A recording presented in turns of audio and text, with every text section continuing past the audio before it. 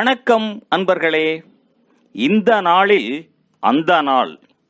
ஆம், வரலாற்றின் வழித்தடங்களில் கடந்த 2000 ஆண்டுகளாக ஒவ்வொரு நாளும் உலகம் முழுவதும் நடந்தேறிய முக்கிய நிகழ்வுகளை நாள் வாரியாக நல்ல பல தகவல்களை தொகுத்து காணொளி மூலம் பகிர்வதில் மகிழ்ச்சி. வாருங்கள் அன்பர்களே, இனி வரலாற்றில் இன்று எனும் வாசல்களை திறந்து வலம் வருவோம். வரலாற்றில் இன்று டிசம்பர் 22ஆம் தேதியில் நடைபெற்ற முக்கியமான வரலாற்று நிகழ்வுகள். கிபி 401ஆம் ஆண்டில் முதலாம் இன்னசென்ட் திருத்தந்தையாக தேர்ந்தெடுக்கப்பட்டார். 856ஆம் ஆண்டில் பாரசீகத்தில் டம்கான் நகரில் ஏற்பட்ட நிலநடுக்கத்தில் 2 லட்சம் பேர் உயிர் இழந்தனர்.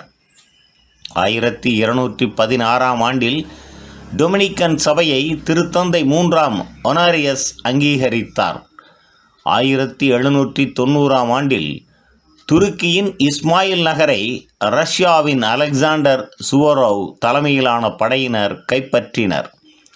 1807ஆம் ஆண்டில் வெளிநாடுகளுடனான வணிகத் தொடர்புகளை நிறுத்தும் சட்ட வடிவம் அரசு தலைவர் ஜெபர்சனின் கோரிக்கைப்படி அமெரிக்க சட்டமன்றத்தில் நிறைவேற்றப்பட்டது.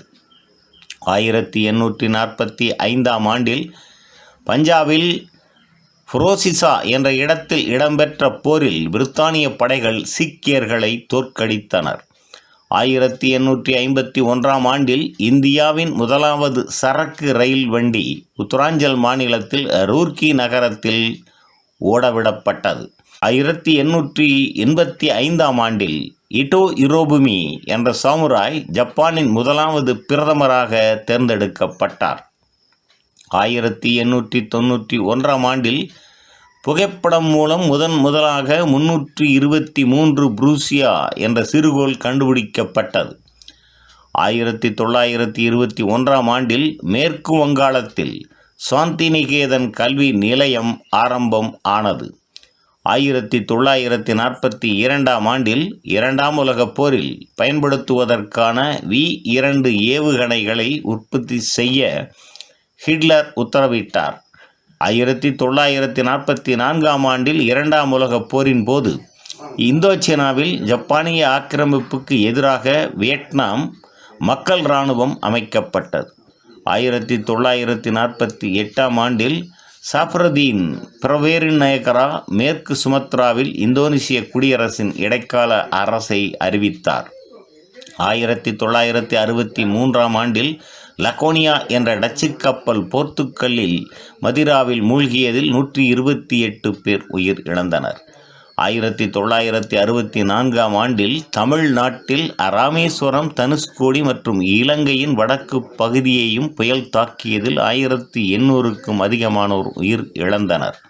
1978ஆம் ஆண்டில் மாவோவின் கால இறுகிய கொள்கைகளை துறந்து திறந்த சந்தை கொள்கைகளை சீன பொது உடைமை கட்சி தலைவர் டங் சியாவு பிங் அறிமுகப்படுத்தினார்.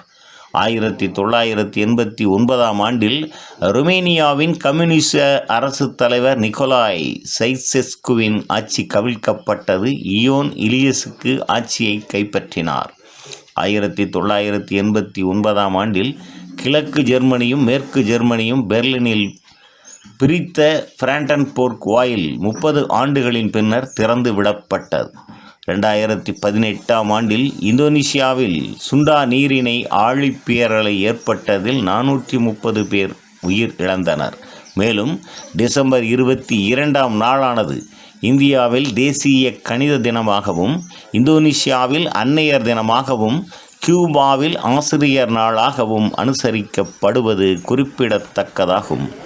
நன்று நண்பர்களே.